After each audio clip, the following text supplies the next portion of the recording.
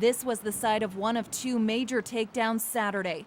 More than 25 RCMP members infiltrated Inlander Street and Cherry Avenue for Operation E Prudent.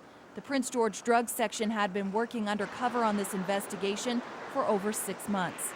RCMP say those arrested are not linked to any gangs in the city. Prior to the arrests, investigators made about 17 purchases from the group, including 1.5 pounds of cocaine, an assault rifle, 2 30-round banana magazines, and other ammunition. During the takedown, they found cocaine and cash. $25,000 cash, most of which was secreted in what we're alleging is the safe house. It was actually found inside the structure of the safe house. In behind the actual, the building itself. You had to take apart some of the building to find some of it.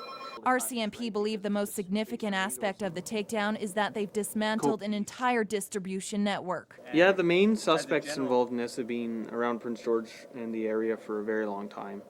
And we've been aware of what they've been up to for a very long time, but it's hard to infiltrate these groups because a lot of time they have deep community ties here. Our undercover operators were actually able more or less to be friendly with these people, to be trusted by these people and to associate with these people.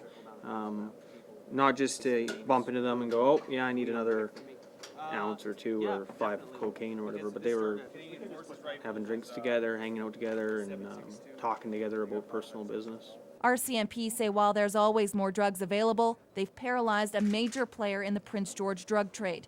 They hope arrests will create a sense of fear among traffickers and have them wondering who they can trust in their operation. Ashley Morgan, CKPG News. Because it's bubbly, from the cooking process.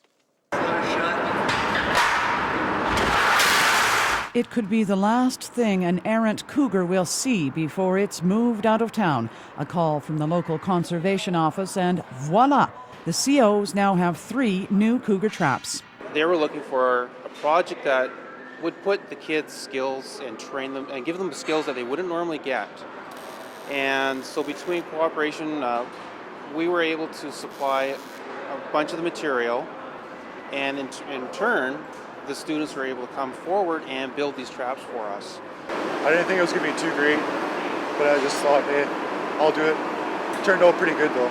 It's going to be pretty sweet that it can actually trap a cougar with it. The traps were designed by a conservation officer in Clearwater, and the students had to educate themselves on a very unusual piece of equipment. It wasn't as simple as they expected. Probably the mechanisms on it, just all the finicky stuff. It was pretty difficult. Just getting it to work and everything. Oh, that'd be pretty cool. A little neat, different. How so? I just don't get to build a cougar trap every now and then. What happened at Vanway School last week is just one good example of when such a cage could be useful. Staff members at the school were keeping an eye on students after a cougar was spotted near the school. Emergency measures were instituted. I have the tools available where I can bring in dogs or I can bring in snares and live traps, that kind of thing. But having a mobile trap that I can bring out and set in an area similar to a bear trap is just that much easier, because it's less of a safety risk. The traps will be used in the Prince George, Clearwater and Williams Lake areas. Cheryl Jan, CKPG News. One by one, parents gathered at Central Fort George Traditional School. It's becoming a regular occurrence for some of these parents. This is the 3rd time the school has been threatened with closure. What we teach our children here, the traditional program is just so much different than other schools, and the parents choose to bring their children here for a reason, and we need to keep this school open so more parents can have that choice.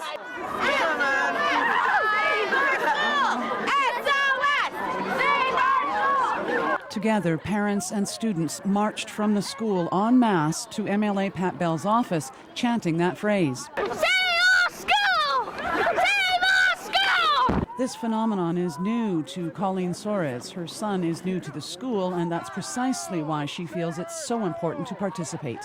I think that in grade 1 it's a little bit early to be pulling them out and making them go into a school with 350 children from a school with 180. And in a school of 350 children, I feel that we'd be warehousing them rather than educating them.